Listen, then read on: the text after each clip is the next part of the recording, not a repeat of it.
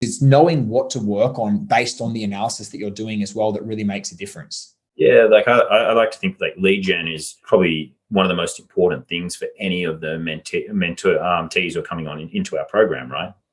And our goal for everyone, the KPI, is that you get a 5-to-1 return on investment. If you put $200 down, you're going to get $1,000 back.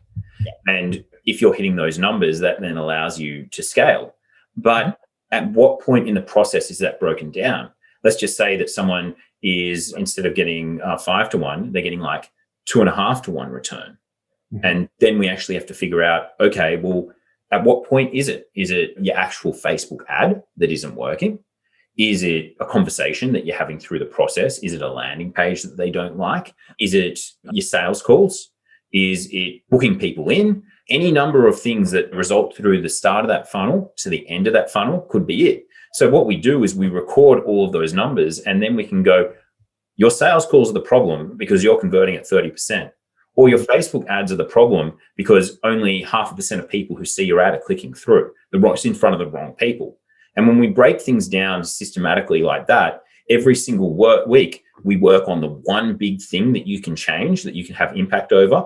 We knock that for 6 out of the park. And if you keep systematically approaching your business one step at a time, fixing one thing, even if it's one thing a week, that's how you like grow and you absolutely blow up. Yeah, exactly. I want to ask you a really interesting question. It just occurred to me. So you see people typically on the front end of our program because of the fact that you're marketing, and that usually comes first, right? Marketing, sales, fulfillment. In regards to taking action, what is the least amount of time and what is the most amount of time you have ever seen it's taken for one of our members to effectively complete the learnings so that they can actually push go on paid ads? Let's say someone comes in new. What's the fastest you've ever seen someone do it and the longest?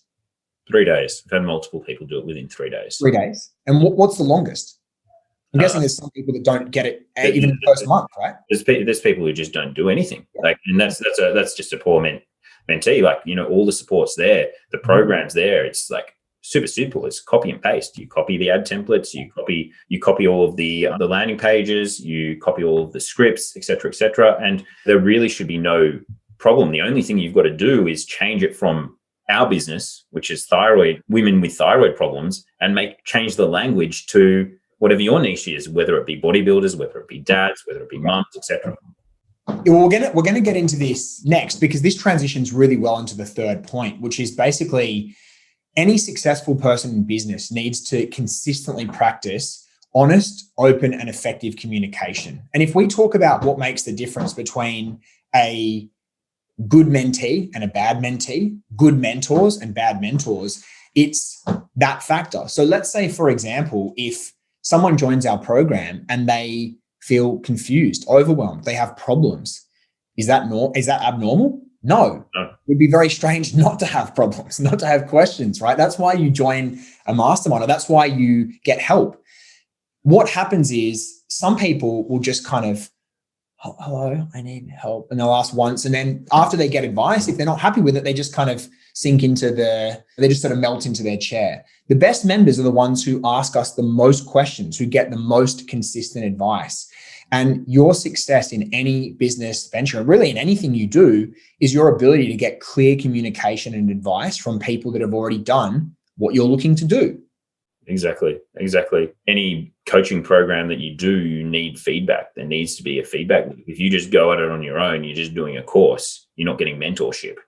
And if something in your ads isn't working and you've gone through the whole course and you don't know why, having that external set of eyes going, this is the problem, change this, do that. But it is tough. Like, if you don't come and ask for help and you don't request that advice, how is it that we're supposed to know? Like, it's all good and well. Like, we check in on all of our members regularly. Yeah. But we'll check in with someone and they may not even tell us there's a problem.